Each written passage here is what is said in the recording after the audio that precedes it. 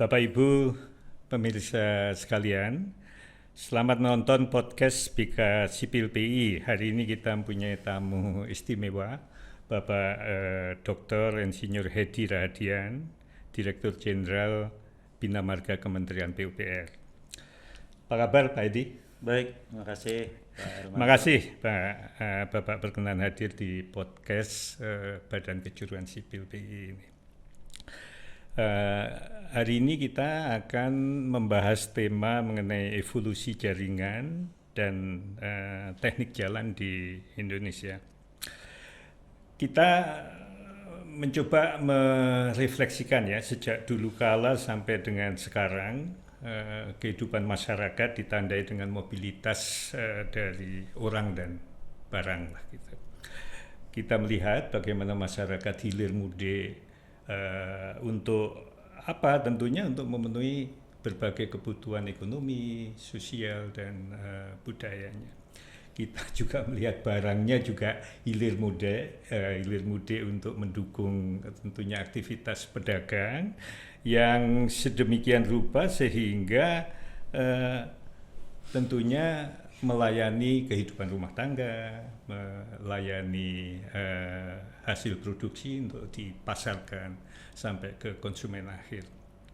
Nah, untuk itu tentunya kehidupan masyarakat bangsa dan negara ini senantiasa menuntut semakin tersedianya kesempatan yang terus-menerus meluas dan menguntungkan. Untuk apa? Untuk hilir mudiknya manusia dan barang tadi. Dan tentunya inilah yang terus mendorong berkembangnya sektor angkutan baik di darat, di laut maupun di udara. Yang kita amati bahwa sektor angkutan darat yang menunjukkan partisipasinya paling tinggi lah ya, paling luas ya. Mulai dari kita menggunakan angkutan dengan sarana berjalan kaki, sepeda motor, mobil, bus hingga truk ya, bahkan truk peti kemas tentunya yang memang semakin lama semakin berkembang pesat lah gitu ya.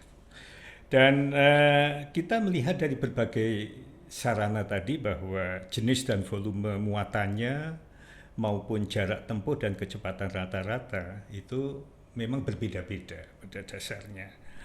Nah, untuk itu dengan berbagai kebutuhan tadi tentunya prasarana jalan merupakan unsur yang penting atau paling penting karena sebetulnya itu prasyarat untuk kegiatan usaha tadi. Sehingga kalau kita melihat itu untuk kepentingan orang banyak sehingga negara menguasai, membuat dan memelihara jalan. Nah, ini tertuang di dalam Undang-Undang Nomor 3 Tahun 1965 tentang lalu lintas dan angkutan. Dan kalau kita refleksikan pra kemerdekaan ini diatur dalam Wetfunden bulan Juli tahun 1930 gitu. Nah, langkah menyediakan prasarana jalan dan tentunya senantiasa menambah kemudahan tadi tentunya betul-betul untuk memenuhi kebutuhan masyarakat, bangsa dan negara sesuai dengan apa yang tadi telah disinggung. Pak Dirjen, mohon pandangan Bapak terkait evolusi dari legal aspek tadi ya, dari yang tadi kami sampaikan. Kita mengenal lah, misalnya tahun 80-an kita punya Undang-Undang Nomor 13 tahun 80 yang esensinya mengatur fungsi dan kelas jalan. Dan pada saat itu tentunya fungsi dan kelas jalan tadi dari jaringan sebagai bagian dari SWP ya. Dulu kita mengenal Satuan Wilayah Pengembangan. Kalau zaman sekarang ya wilayah pengembangan strategis lah seperti itu ya. Itu. Kemudian Undang-Undang Nomor 38 2004 saat itu karena memang setelah reformasi, undang-undang mencoba mengakomodasi desentralisasi, mencoba untuk bagaimana pemerintah daerah dan pengguna jalan ikut membangun jalan, dan tentunya juga reformasi terkait dengan KPBU ya waktu itu, bagaimana kemitraan pemerintah dan badan usaha tadi menjadi ditekankan di dalam Undang-Undang 38. Terakhir saya rasa Pak Dirjen menyesuaikan lagi sesuai dengan kebutuhan tentunya dengan Undang-Undang Nomor 2 Tahun 2022 ya, yang tentang perubahan kedua dari Undang-Undang 38 Tahun 2004 ya, yang mungkin antara lain mengatur juga bahwa pemerintah pusat bisa mengambil alih gitu ya kalau memang pemerintah daerah nggak bisa melaksanakan. Mohon Pak Dirjen. Gimana? Baik, terima kasih Pak Hermanto Dardak ya. Jadi memang sejak tahun 2004 kan kita belum pernah melakukan perubahan undang-undang jalan ini, dan kita lihat memang kondisi objektif jaringan jalan di kita sudah memerlukan adaptasi dari segi regulasinya. Kondisi objektif apa yang berubah itu memang kita melihat sekarang misalnya kemantapan jaringan jalan. Kemantapan jaringan jalan itu masih ada gap yang cukup besar ya antara jalan nasional yang selalu di atas 90% saya sebut kemantapannya, dibanding jalan provinsi yang susah untuk mencapai 80% pun ya, sekitar 70%. Kemudian jalan kabupaten yang lebih rendah lagi 60-70% gitu. Dan kita melihat salah satu faktornya adalah kemampuan keuangan daerah, walaupun memang di situ ada DAK, sehingga perlu ada ruang untuk intervensi pemerintah pusat kalau itu memang sangat penting dan strategis untuk konektivitas, terutama untuk daerah-daerah yang secara ekonomi sangat potensial. Ini salah satu yang dibuka di Undang-Undang Nomor 2 ini. Kemudian kita juga ada beberapa isu lain yang cukup penting, misalnya adalah jaringan jalan tol ke depan. Ya, karena jaringan jalan tol ke depan itu akan lebih terintegrasi dengan semakin panjang, karena kita punya target di rencana strategis 5 tahun yang sekarang ini kira-kira 500 km per tahun target ininya. Jadi diharapkan itu lebih sekitar 5.100 km ya, sekitar 5.000 km itu di akhir 2024. Dan ini banyak menimbulkan isu-isu baru, misalnya karena tarifnya berbeda, karena model investasinya berbeda, tentu ini akan menimbulkan masalah di distribusi traffic. Ya pasti cari yang murah-murah kan gitu kan. Ya, terutama mungkin antara yang sudah beroperasi lama, kemudian yang baru. Baru. Yang baru pasti lebih mahal ya. Jagorawi murah, Jakarta Cikampek relatif murah, tapi Japek Selatan pasti lebih mahal.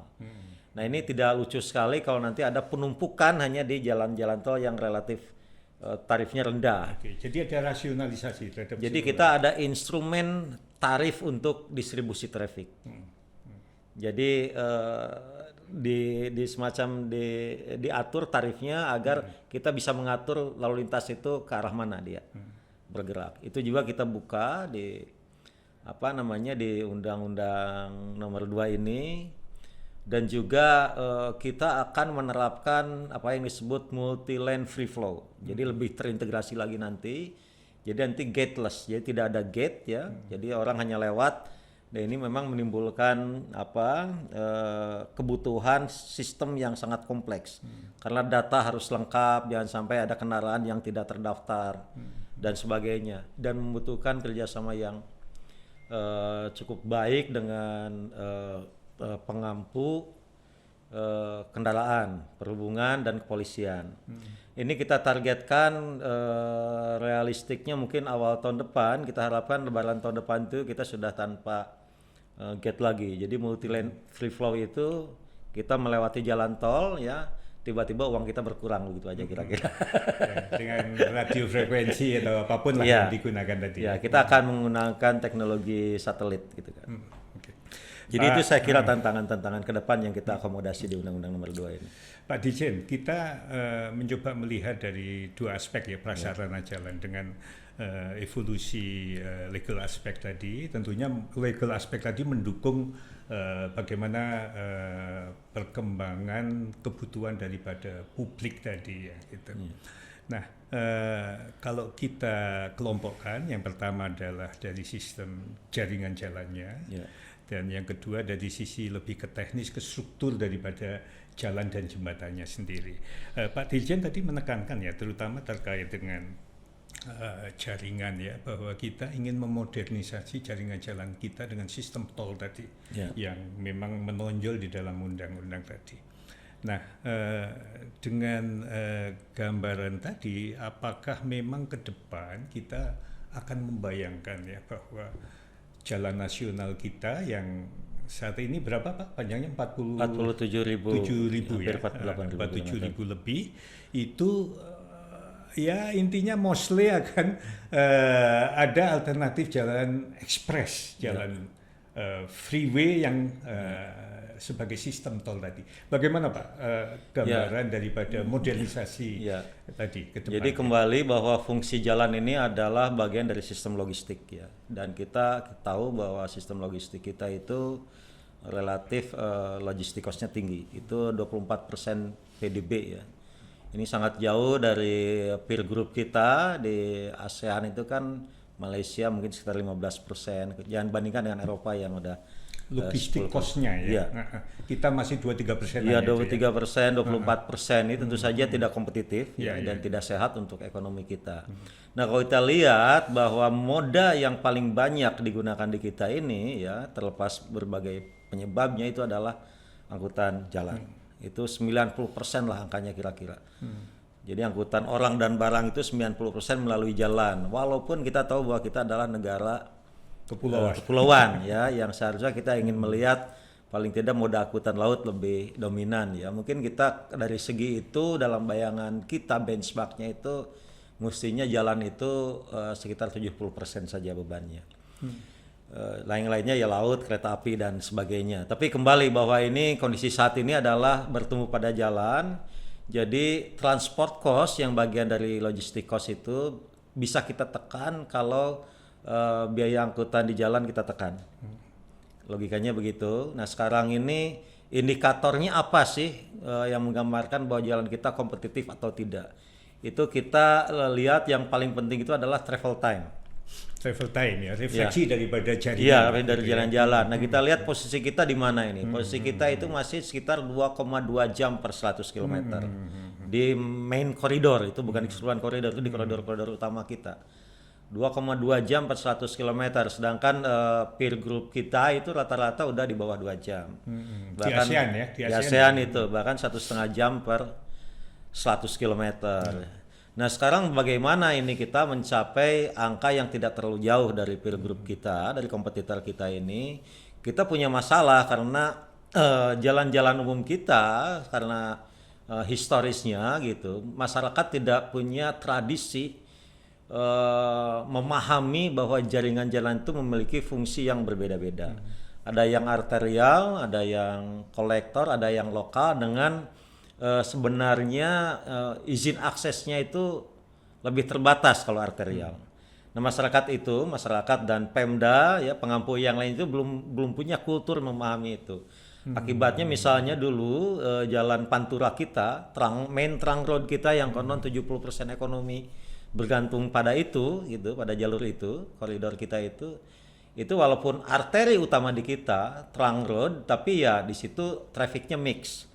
Ya, bisa ada sepeda motor, sepeda, kalau ada delman juga ikut juga yang tadi ya, kebutuhan masyarakat semua ditampung di satu ruas jalan tadi. Iya, itu. Walaupun itu sifatnya arterial yang mestinya tidak setiap akses ke arterial kita itu diizinkan gitu.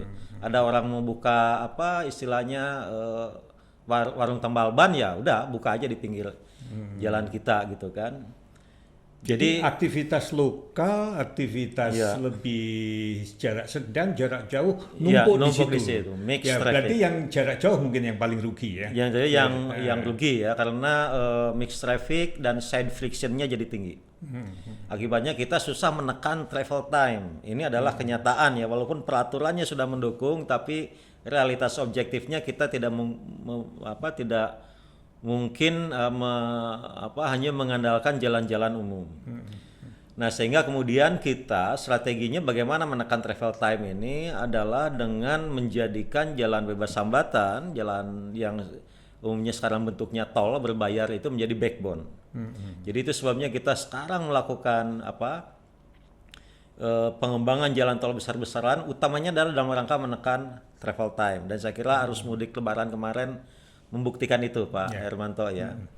Jadi problem kita apa untuk membangun jalan bebas hambatan itu anggaran kita sedikit, tidak kuat kita. Oleh sebab itu kita menggunakan skema KPBU. Jadi itu kenapa jadi jalan tol, karena memang kita butuh jalan bebas hambatan dan anggaran terbatas sehingga kita kerjasamakan dengan. Jadi kita gerakkan banyak stakeholders untuk ikut membiayai. Untuk membiayai itu. Ya, sebenarnya itu jiwa undang-undang kita juga gitu kan. Pak Dirjen, tadi Bapak menyebut Pantura yang masih banyak bercampur baur, yang tentunya modernisasi tadi di samping untuk supaya campur baurnya tadi bisa dipilah ya, terutama untuk angkutan arterial primer gitu ya, dibawa di jalan tol, tapi juga sebetulnya perbaikan dari struktur daripada jalannya itu sendiri ya, kualitasnya, menahan bebannya gitu.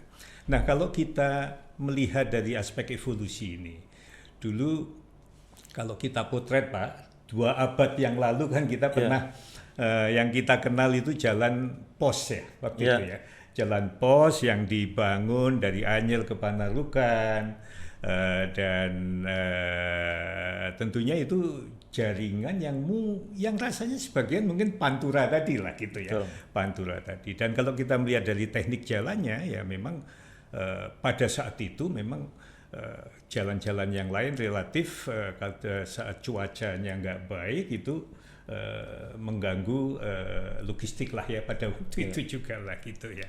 Nah Pak Dirjen, kalau kita lihat perkembangannya, jalan pos tadi tetap kita anggap ya waktu itu jalan yang secara struktur perkerasan sudah mulai kita menggunakan modern pada masanya gitu. Betul. Ya, modern pada masanya.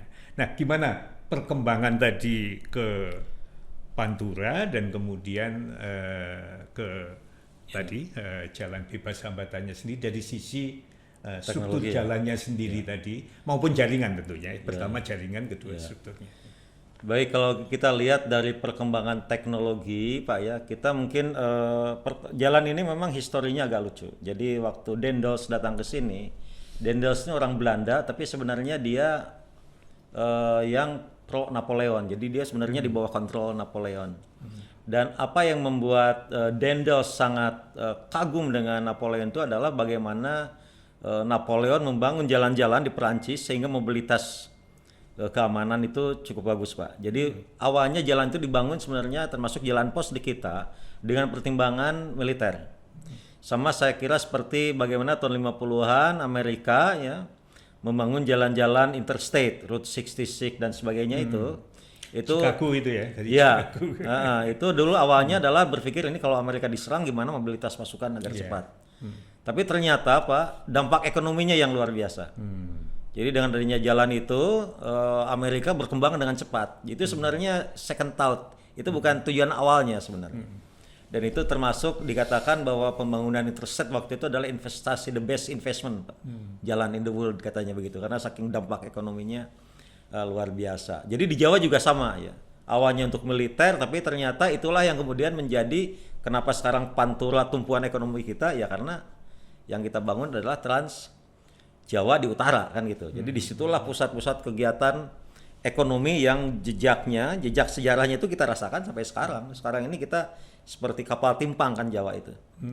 Jadi kapal timpang ini kalau saya bicara jaringan kan. Itu sebabnya saya kira waktu dulu zaman Pak Hermanto Dardak itu sudah lebih dari memadai kita punya konsep tol Trans Jawa. Ya karena itu memang koridor Pantura. Tapi kita melihat sekarang Lebaran semuanya bertumpu di utara. Jadi sekarang konsep trans tol ini kita akan geser kepada toll grid ya. Jadi kita mulai sekarang bukan trans tapi kita membuat grid.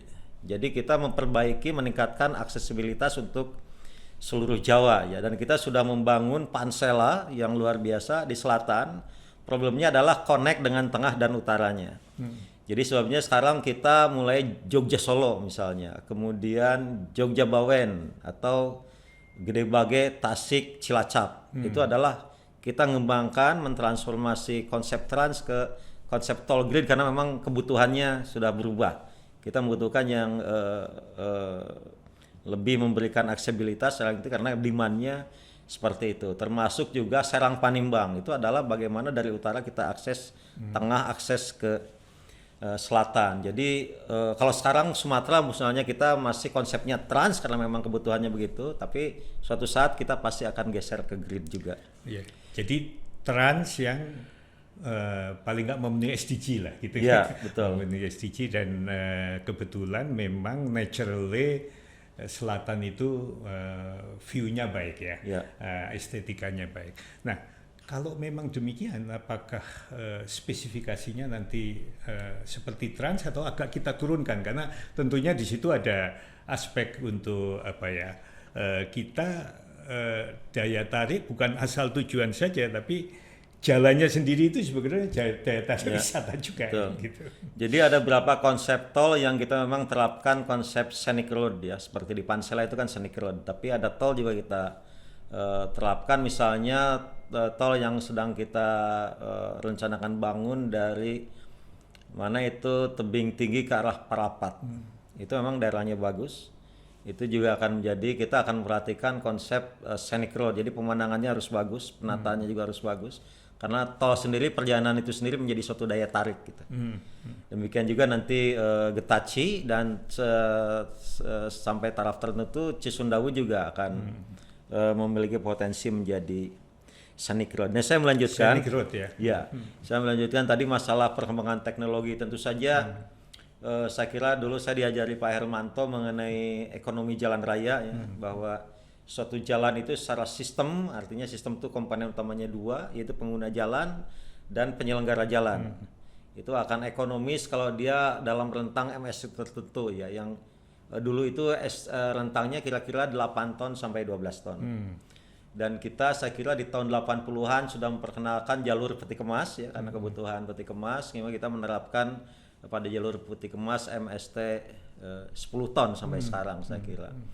Nah ini memang kita harus siap, saya kira ke depan ini ada kemungkinan memang peningkatan MST. Walaupun sekarang aktual MST kita itu terlalu besar, karena aktualnya bisa sampai 16 ton. Jadi itu udah terlalu, daya rusaknya udah terlalu tapi sebagian tinggi. Besar kita 10 ton ya yang diizinkan legalnya. Ya, untuk jalur peti kemas kita sebut, dan tol kita itu sebut MST 10 ton. Ya.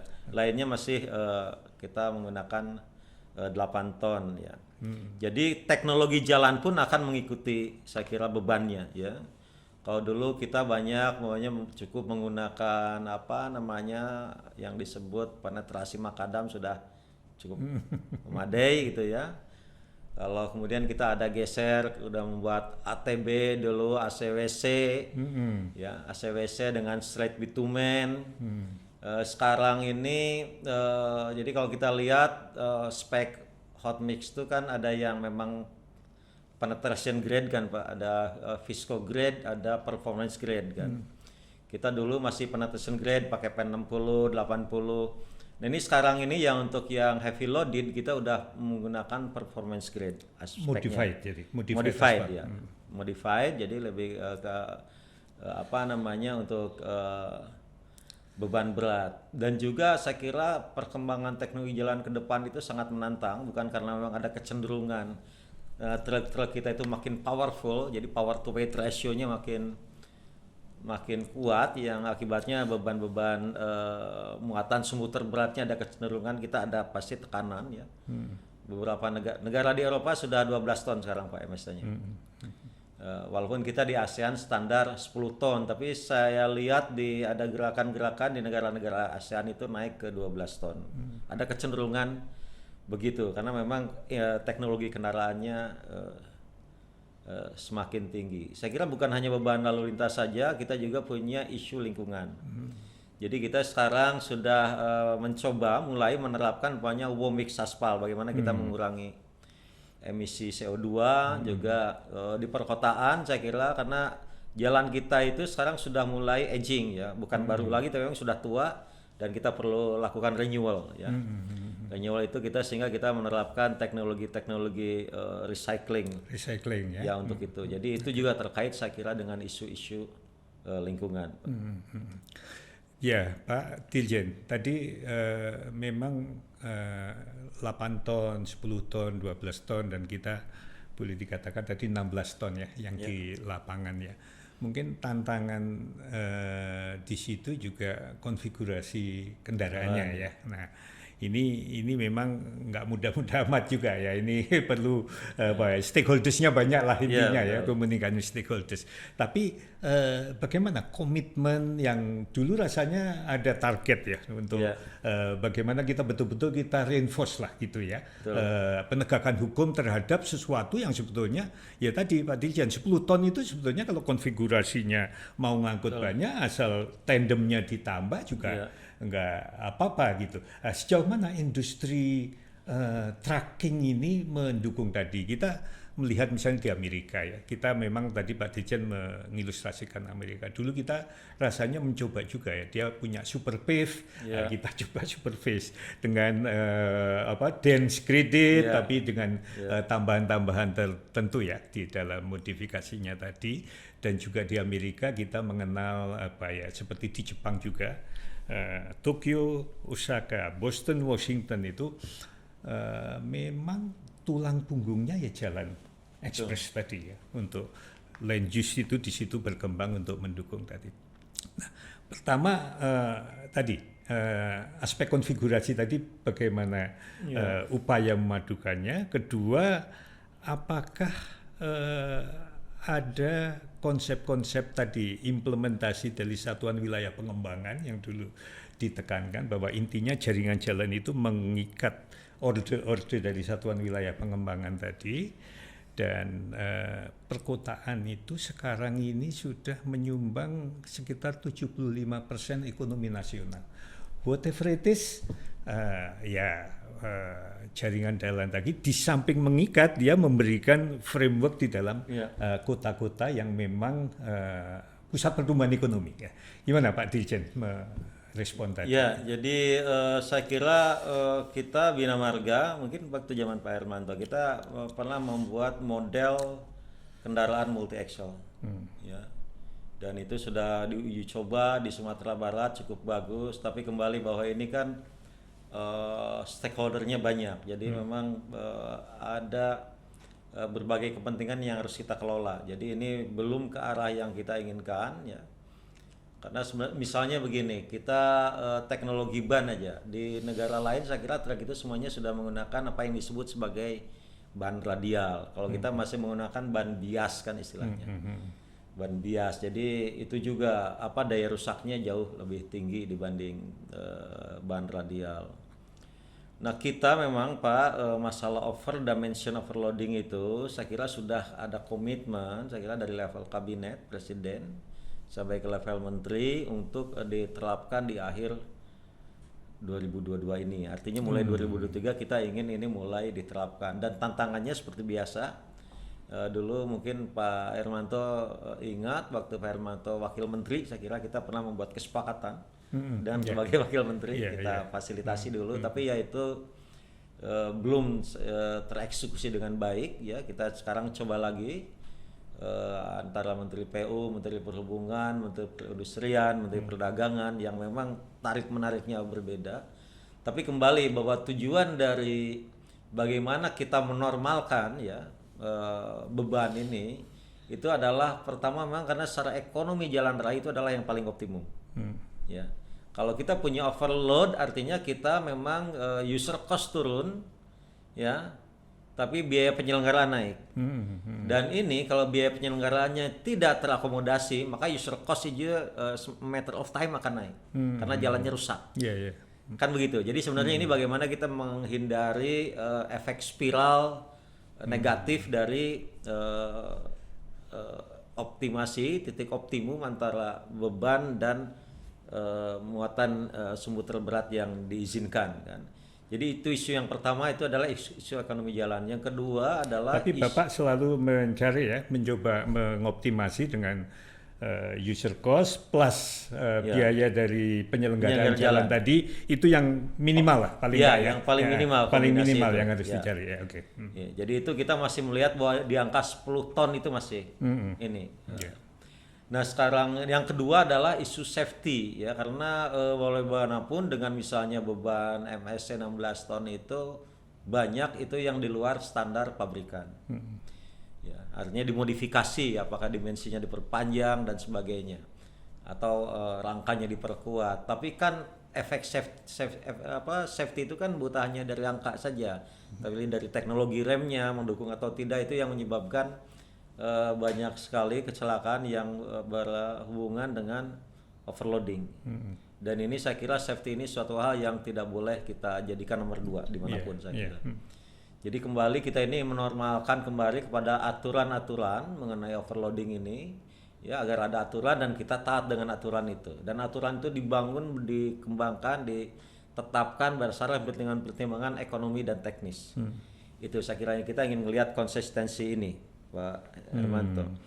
Kemudian mengenai tadi jaringan jalan dengan wilayah, memang jalan ini adalah pembentuk struktur ruang, saya kira Pak Hermanto hafal betul ya. Dan ini sebenarnya yang kita harapkan, kita dorong sekarang. Misalnya kita melihat dari sejarah Jakarta Cikampek.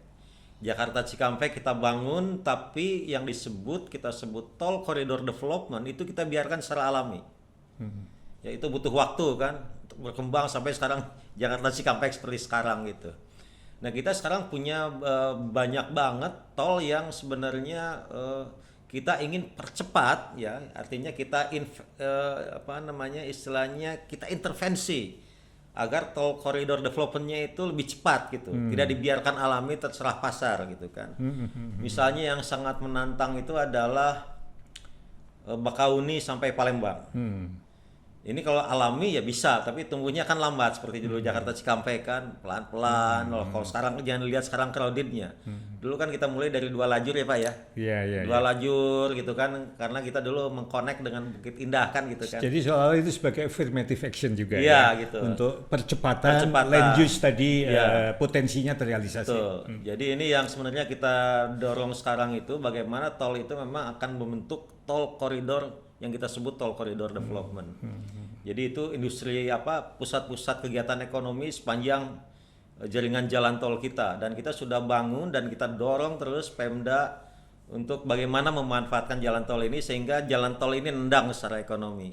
Kita punya Pekanbaru Dumai misalnya, itu 120 km. Jadi lebih panjang dari Jakarta Cikampek itu.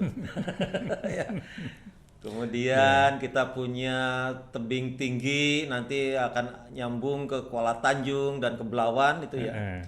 Itu juga luar biasa. Kemudian Manado Bitung gitu kan. Manado Bitung. Itu kita sekarang mendorong agar ini tidak dibiarkan alami, tapi memang kita intervensi ya. Tadi afirmatif sifatnya, bagaimana mendorong agar ini. Dan ini misalnya kita lakukan ya di kawasan industri Batang. Jadi kawasan industri Batang itu memang inisiatif dari pemerintah ya, dan itu cepat Pak. Ya, jadi kita malah kasih insentif akses tolnya kita bantu, jaringan jalan di dalamnya kita bantu, dan itu cepat sekali laku ternyata.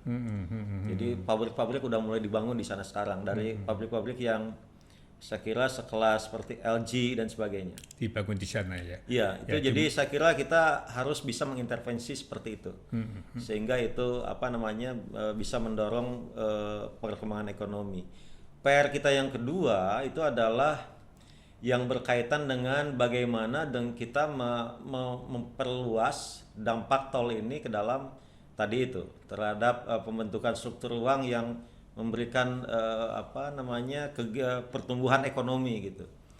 Nah ini kita sekarang sedang menyiapkan Pak Hermanto itu Inpres yang sementara itu adalah Inpres bagaimana tentang pembangunan jalan atau peningkatan jalan di jalan daerah. Jadi kita ingin mengconnect, misalnya kita punya kasus ada daerah kopi di suatu tempat ya, namanya Batu Rotok di Lombok.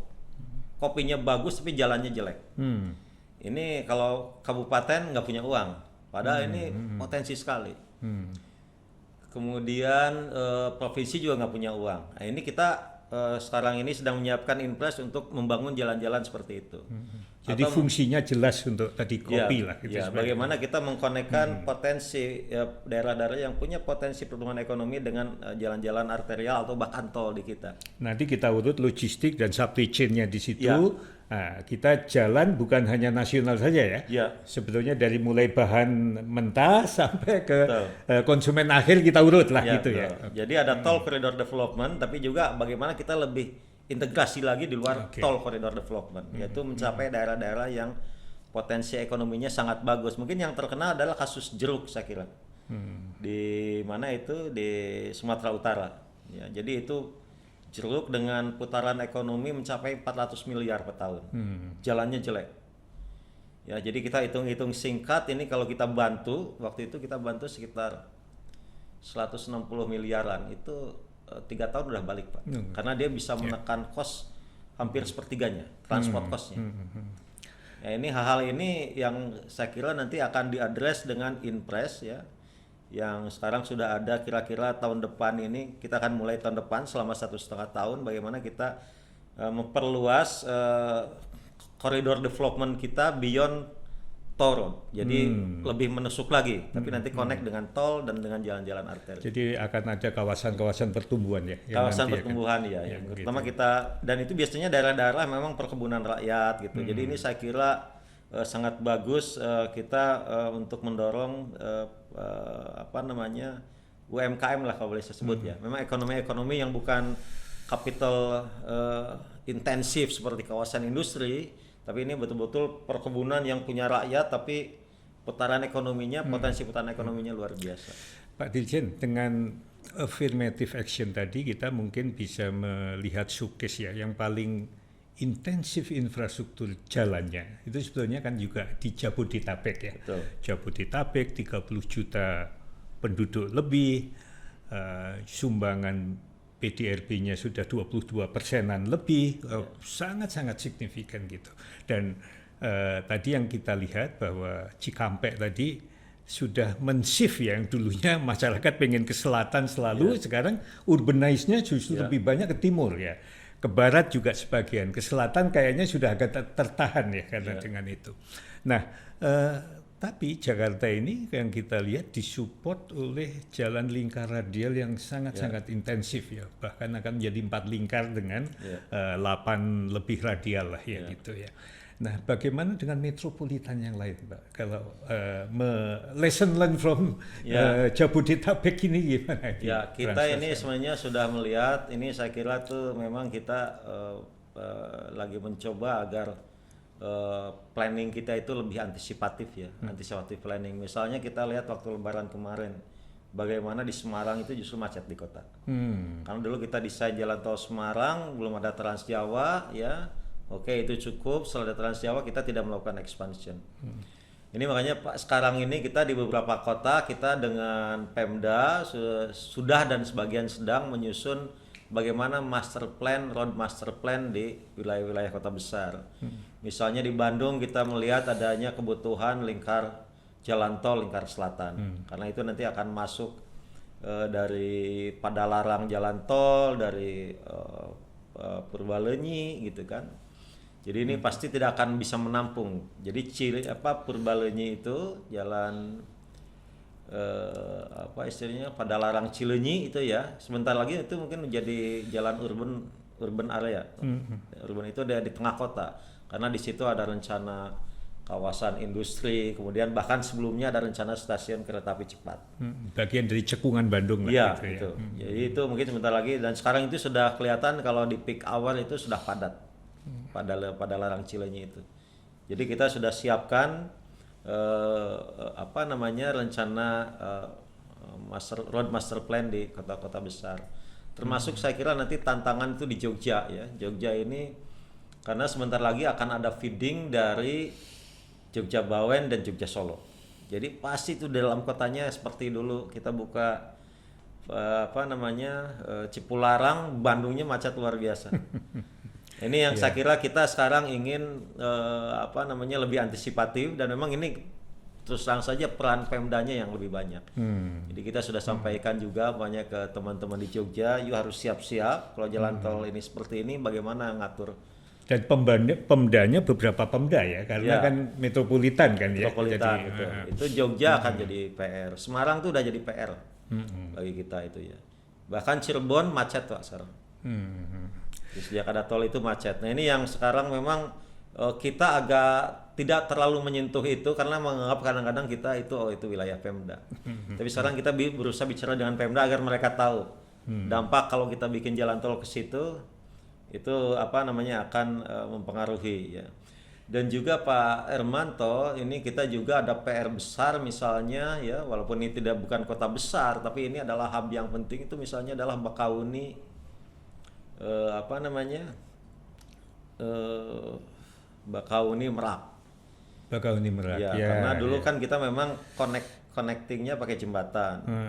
Karena berbagai pertimbangan seperti biaya dan teknis, akhirnya pakai laut kan. Tapi kembali bahwa ini kita bisa feeding dari tol yang luar biasa. Dan itu sebenarnya kita sudah komunikasi dengan perhubungan darat yang ngurusin ferry itu kebutuhan perhubungan darat. Bahwa ini kita ada bottleneck di sini yang luar biasa. Yang sekarang ini kapasitasnya peaknya di 20.000 Pak crossing. Peak 20.000, padahal kapasitas jalannya bisa kita, 50 ribuan iya, kan itu 40.000, 50.000. Iya. Perhitungan kita ini setengahnya pun enggak. Jadi kapasitas puncaknya itu hanya dari Lebaran kemarin kita lihat peaknya itu hanya 20.000 kendaraan satu arah per hari. Jadi ini jelas nggak sangat memadai. Ya, makanya kita sekarang lagi memikirkan bagaimana ini di daerah TOD sebenarnya Bakauni dan Merak ini. Ya kita akan mencoba ada ferry yang langsung tol ke tol. Jadi dari tol langsung masuk ferry, keluar sana masuk tol lagi. Ini kita sedang bicarakan dengan teman-teman di perhubungan. Karena walaupun kita bisa bangun dermaga mungkin bisa masuk di sekaligus dengan tol, tapi ferry-nya tetap itu adalah di perhubungan. Ini juga tantangan yang luar biasa. Saya kira memang kita harus ada shifting cara berpikir kita mengenai planning ini. Karena dampak tol ini luar biasa, terutama di daerah-daerah yang memang sudah kebutuhannya tinggi seperti di Jawa ini. Karena tiba-tiba kita melihat beberapa kota, Cirebon kok sekarang macet ya, ke Kuningan macet. Dan kita nggak ada plan apa-apa di situ kan gitu. Ya itu memang tantangan ya kalau kita kaitkan dengan apa tadi daya saing nasional kita ya. Kadang-kadang mungkin ultimate-nya kita berpikir yang zaman dulu itu dosen kita di TB mengatakan Tri Bima Nusa itu ya salah satunya bagaimana berpikir mengenai jembatan Selat Sunda dan seterusnya. Tapi oke lah itu masa depan untuk dilihat kalau memang pusat energi Sumatera itu berkembang begitu pesat. Jawa ya sudah dengan Pantura paling enggak sudah ada Trans yang bukan main, tentunya ada percepatan ekonomi yang sangat signifikan.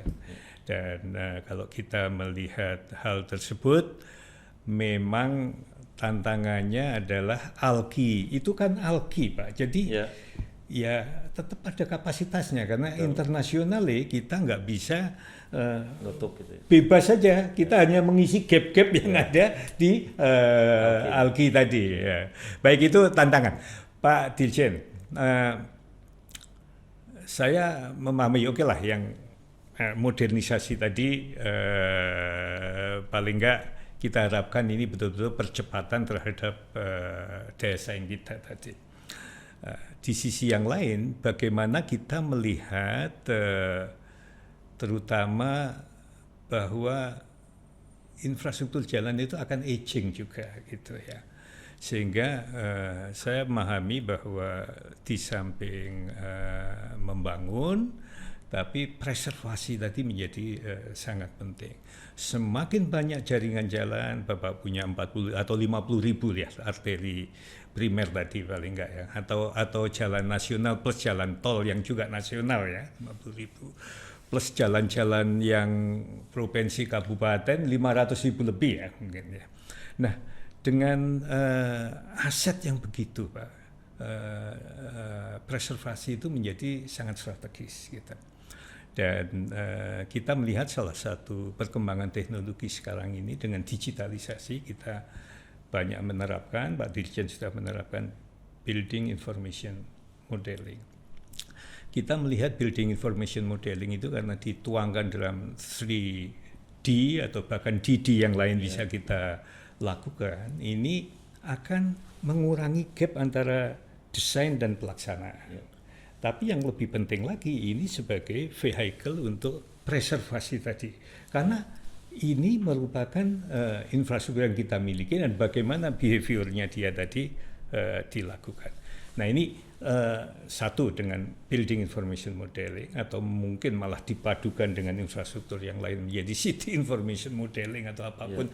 Tapi itu di luar Pak Dirjen mungkin ya gitu. Yang kedua adalah bagaimana upaya dari teknik jalan sendiri untuk di samping dengan BIM, tapi mungkin sistem pengadaan dan lain-lain, misalnya dengan performance based, dengan availability payment dan lain-lain, untuk meyakinkan bahwa preservasi tadi dapat dilakukan untuk memanajemen ini yang memang menjadi tantangan Bapak. Gimana Pak Dirjen terutama terkait? Jadi memang kita sekarang ini secara objektif kita memiliki aset manajemen sistem ya, sehingga kita bisa melakukan simulasi, dan memang angka-angkanya tidak begitu menggembirakan karena misalnya walaupun kemantapan kita di atas 90%, 91-92%, tapi kita lihat secara detail ternyata kondisi jalan kemantapannya baik itu makin menurun. Jadi yang makin melebar itu adalah jalan-jalan dengan kondisi kemantapan sedang, dan ini kita tahu kondisi kemantapan sedang itu adalah marginal, arti dalam arti dengan mudah itu akan masuk ke dalam jalan dan kondisi rusak ringan. Dan tantangan kita adalah pertama bahwa biaya preservasi itu cukup mahal. Kalau saya hitung-hitung itu untuk jalan sekitar 47.000 km itu kira-kira kita butuh sekitar 30 triliun per tahun untuk jalan nasional saja.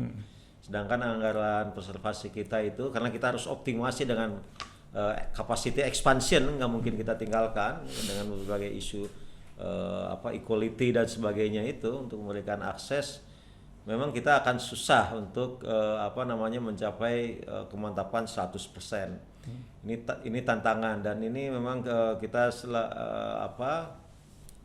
sedang mencari jalan ya untuk bagaimana, karena kalau kita tunda ini pasti tahun kedepannya akan lebih besar lagi. Karena kalau kondisi makin rusak kita perbaiki, saya kira Pak Hermanto sering ngajarin kita menangani jalan rusak itu jauh lebih mahal dibanding menangani jalan sebelum rusak. Biayanya jauh lebih mahal gitu. Ini kita sedang dengan Pak Menteri kita sedang membahas dan bagaimana untuk membawa isu ini ke Ibu Menteri Keuangan, karena itu kita sudah melihat danger ya bahwa ini bisa menjadi nanti ada bom waktu, kebutuhan anggaran yang besar karena kondisi aging jalan kita akan masuk ke dalam kondisi rusak. Itu Pak yang saya kira yang ini masalah preservasi. Kemudian masalah BIM, memang BIM di kita ini kalau kita lihat BIM itu adalah sebenarnya kan platform integrasi. Bagaimana agar keseluruhan bisnis proses kita mulai dari planning, FS, pengadaan tanah itu semuanya datanya terkonsolidasi dalam satu platform BIM gitu kan. Nah ini memang kita agak telat itu adalah di hulu justru karena yang banyak memanfaatkan BIM sekarang itu adalah kontraktor. Kontraktor justru di construction gitu kan. Lebih banyak daripada konsultannya sendiri. Konsultan sendiri itu ini sekarang kita paksa gitu konsultan itu agar kita menerapkan itu mulai dari FS. FS itu udah mereka, jadi kita sudah sediakan rumahnya Pak BIM itu. Jadi setiap project itu bisa minta lapak istilahnya. Minta lapak BIM di database kita, nanti kita kasih lapak, jadi semua data diintegrasikan di situ. Bahkan kita sekarang misalnya kemarin kita ada lakukan desain Labuan Bajo Tanamori, itu kira-kira panjangnya mungkin 30 km. Jadi kita udah desain, saya cek pakai simulator kendaraan. Kendaraannya pun bisa kita pilih mau Brio, mau apa gitu.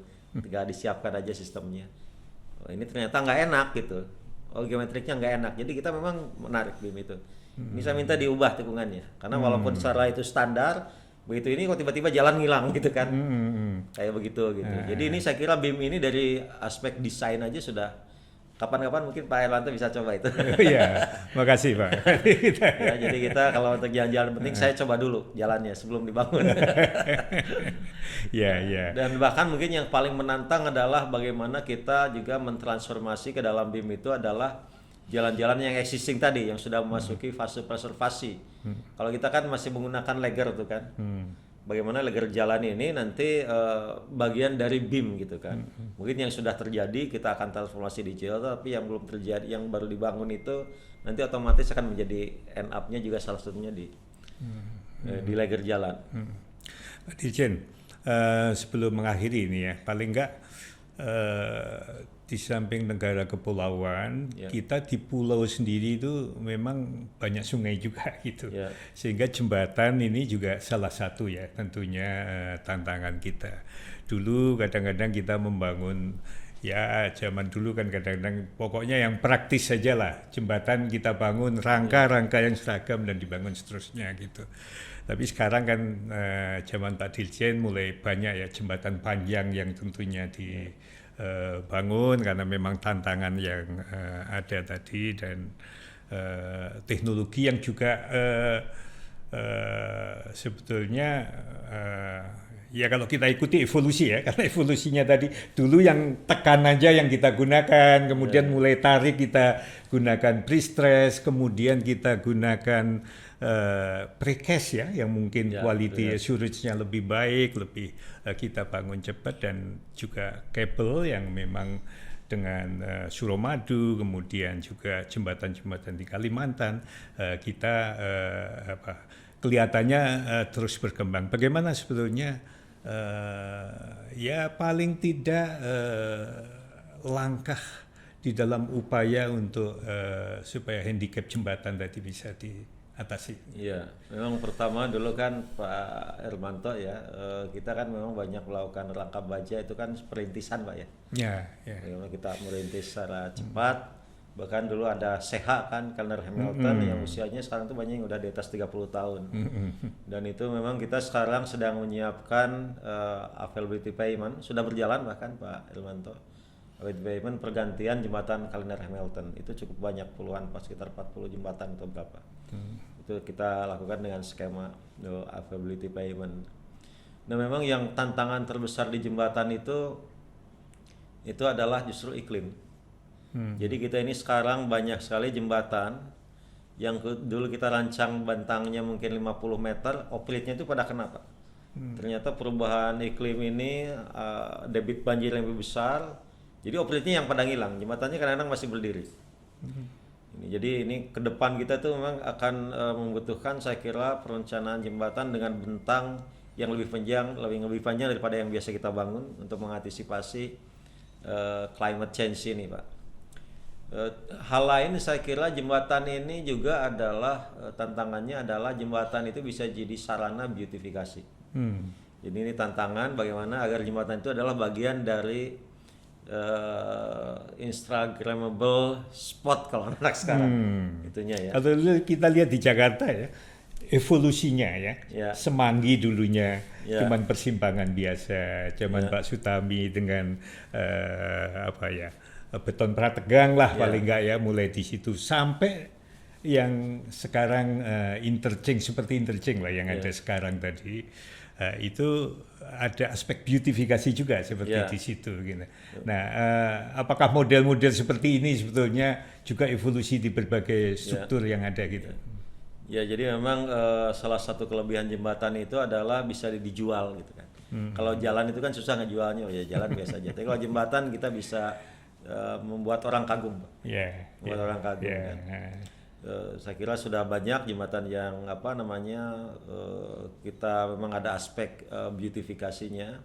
Tapi kalau kita bicara jembatan, Pak Hermanto, kita ini sekarang sedang mencoba menggeser ya, karena memang kadang-kadang pemahaman atau opini masyarakat itu kan bergeser Pak. Seperti dulu di Eropa itu kan awalnya seperti kita sekarang, senang bangun jembatan karena jembatan itu simbol dari teknologi dan kemajuan. Tapi sekarang di Eropa misalnya kalau orang bikin jembatan dia malah protes karena pemandangan sungainya jadi terganggu, jadi rusak sehingga mereka geser ke immerse tunnel. Nah ini kita akan coba bangun sekarang ini immerse tunnel salah satunya di IKN, Pak. Jadi kita akan mencoba immerse tunnel di IKN ya. Kita lagi jajagi, sebenarnya ada dua ya yang kita jagi, satu di KL, satu di Trans Sumatera. Memang saat ini karena memang teknologinya belum common, jadi relatif biayanya cukup mahal. Itu kira-kira bisa 3 kali lipat jembatan. Tapi ya biasa gitu awal-awal pasti mahal ya. Terowongan juga kan sama begitu. Tapi kalau teknologinya sudah common, saya kira kita bisa tekan gitu kan.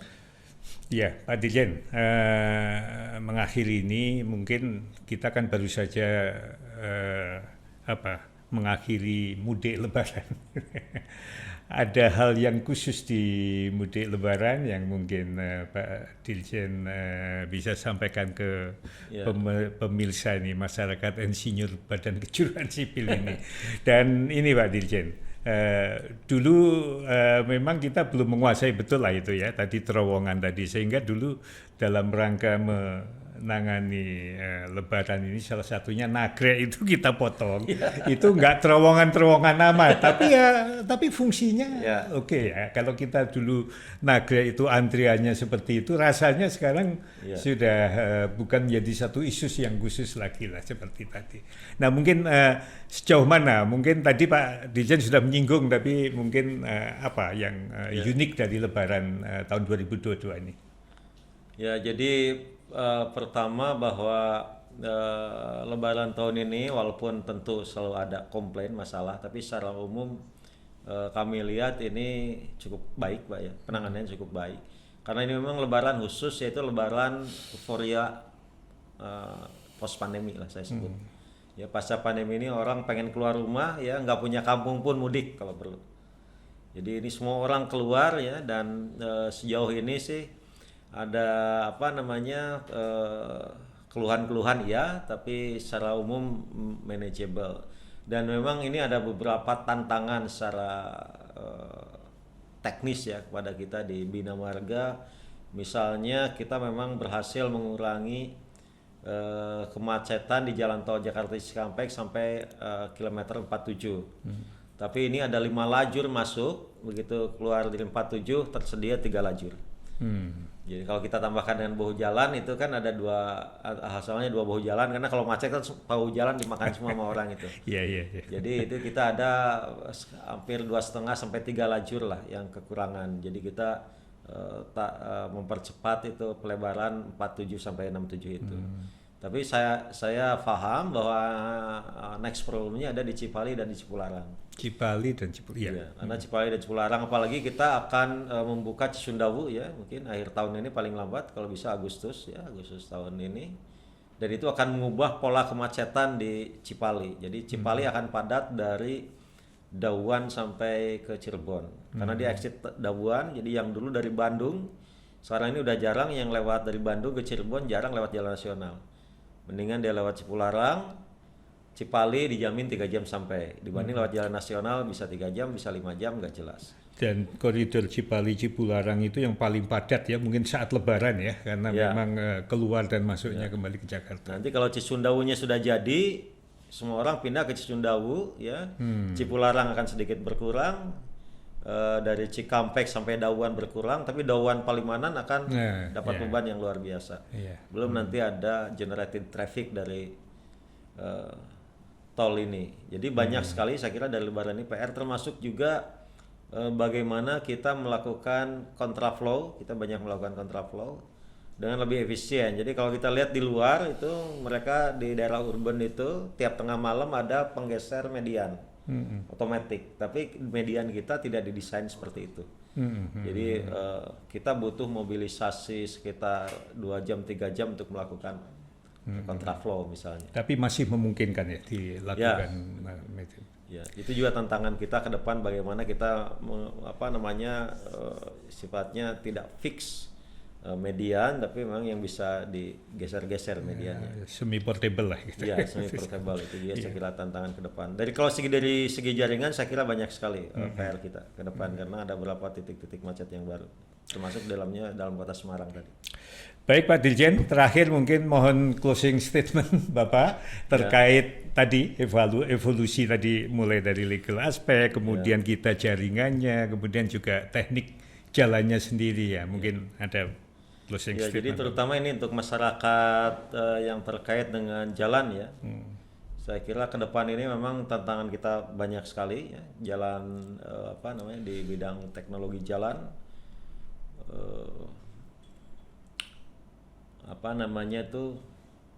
Perkembangan teknologi jalan kita harus antisipasi betul ya, mulai dari high performance material dan sebagainya. Dan ini saya kira dengan hilangnya Balitbank itu peran perguruan tinggi akan sangat besar di situ, bagaimana selalu mengembangkan teknologi-teknologi yang terkait dengan jalan. Itu yang pertama. Yang kedua, jembatan juga begitu ya. Akan banyak jembatan dan underground space technology. Ke depan kita akan banyak terowongan, banyak immersed tunnel ya. Dan saya kira juga yang harus kita antisipasi ke depan adalah perubahan atau automation di industri kendaraan, Pak. Ya, kita melihat bahwa bagaimana marka itu menjadi sangat penting karena itu menjadi acuan untuk automated driving ya. Kemudian juga bagaimana kita mendukung ekosistem kendaraan listrik ya, umpamanya charging station itu di tempat-tempat istirahat suatu saat akan kita pastikan ada gitu untuk mendukung ekosistem kendaraan listrik, karena mungkin dalam 5 tahun ke depan mungkin sudah berseliweran banyak saya kira kendaraan listrik di kita, dan kita ingin ekosistemnya terbangun cukup baik untuk mendukung itu. Baik Pak Dirjen, terima kasih banyak nih atas perkenan Bapak mengisi podcast Badan Kejuruan Sipil BII. Semoga embanan tugasnya bukan main tadi, Bapak sukses menjalankannya. Terima kasih Pak Dirjen.